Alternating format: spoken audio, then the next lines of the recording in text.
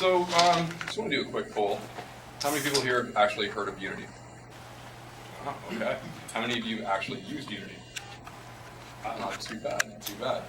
Okay, so for those of you who haven't heard of Unity or kind of wondering what it is, Unity is basically a multi-platform game engine that basically lets you build quick prototype-style games really quickly and iterate on them and push them out to pretty much any platform you can think of, right? iOS, Android, Windows Phone, Windows Store, Xbox, the list goes on and on. So that's been the really big draw to Unity. But now Unity's kind of taking a different stance on it. They used to be just that game engine, right? Now they're starting to realize that they need to be the full gaming ecosystem.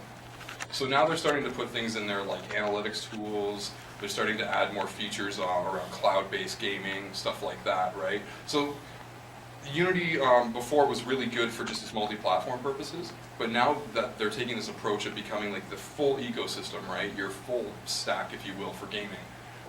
It's quite impressive, and it's really taken the indie scene by storm. If you go to most indie developers and you ask them what engine are you using, they're going to say Unity, right?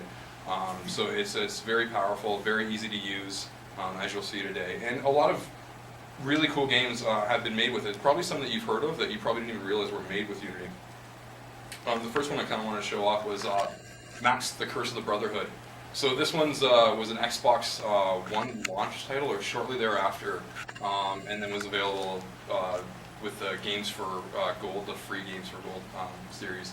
So that's where I first saw this one, and I thought it was really unique. It's a platformer where you kind of use a pen to change the environment so that you can create the platforms for them to run across, and draw characters to be the dungeon masters or whatever it might be.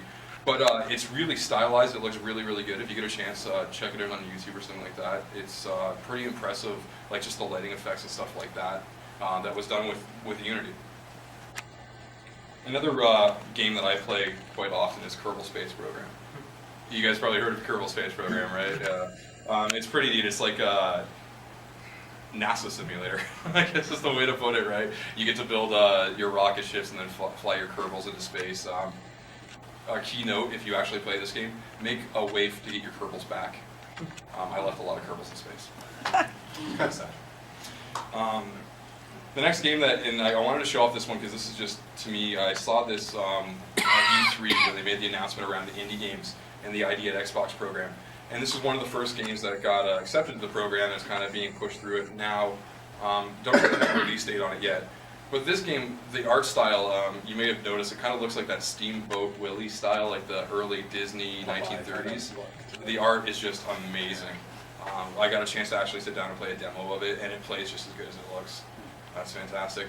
So as you can see, there's quite a variety there, right? You got Kerbal, which is 3D, a lot of physics going on, right? It's space, right? Lots of stuff going on there. And then you got like Max, the Curse of the Brotherhood there, which is a platformer, which is not too mechanic-wise too complicated, but the art and the lighting and all the little effects and like stuff like that.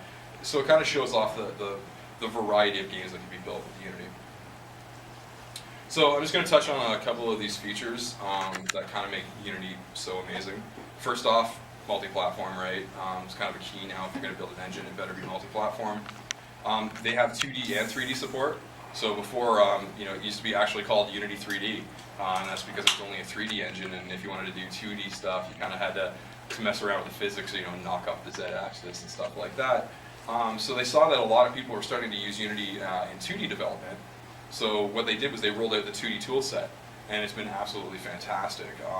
What they did was they brought in a new physics engine, Box 2D, which is actually used in Angry Birds and games like that, which is an amazing addition to the engine and really lets the 2D stuff kind of shine through. It's really, really cool.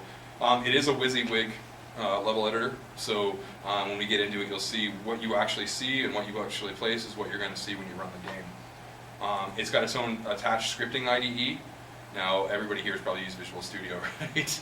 .NET user group, I'm assuming. So I'll try to show you, if you guys have time, how you can do all this in Visual Studio.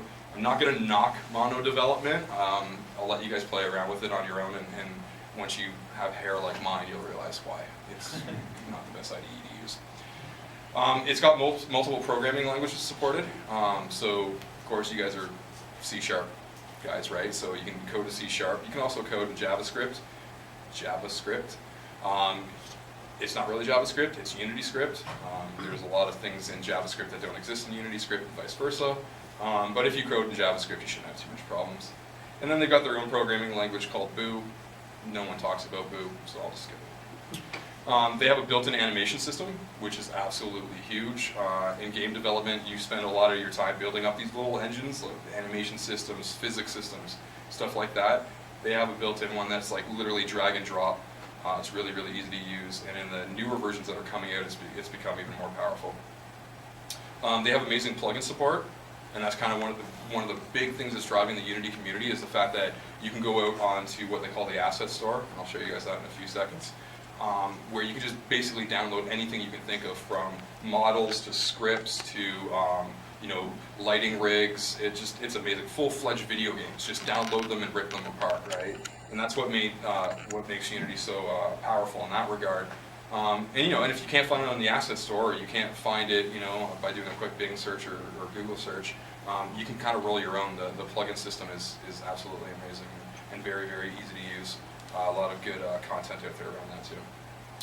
It's got a really good performance, high performance sound system in it. So you could actually bring in Fmod. I know you guys probably like, what the hell's Fmod, but all the big video game AAA titles use a system called Fmod, and you can actually import that and use it in Unity, which is absolutely huge. But Unity's built-in system is fantastic, and it does really good, especially on the mobile side where performance really matters, especially around the sound. You can get a lot of crackling and feedback and stuff like that if you're not careful. Unity does a really good job on that. The community is absolutely amazing. You can basically reach out on their forums. Reddit's they've got their own Reddit, subreddit. They're even on IRC, so if you guys are still on IRC, you can even reach out to them on there. The community's absolutely amazing. So yeah, that's just a few of the features. There's a lot more. I could probably spend a full hour going through just features of Unity, but I just killed you guys with PowerPoint at that point. So, all right, the asset store. So this is one thing that I wanted to talk just a little bit about, because I'm going to actually show you it in practice. But the asset store is probably the thing that makes Unity the best for the hobbyists and the developers that are just getting started. So if you're like me and you can code but you can't draw, it's kind of hard to make a video game, right? like stick figures can only take you so far. So what I do is if I want to prototype something really quick and I need some fully rigged animated models, I'll just jump on the asset store and I can grab either for free or very, very cheap and throw them in there, and they're all ready to go. And the good thing is anything that's put in the store is licensed to be used commercially. So you don't have to worry about someone you're using the model a little bit down the road, they come back and they're like, I want my chunk of money, right? That's not how it works. If they put it in the store, it's up for sale, you buy it, no royalties, no issues like that. Okay, so enough PowerPoint, let's get to some fun stuff.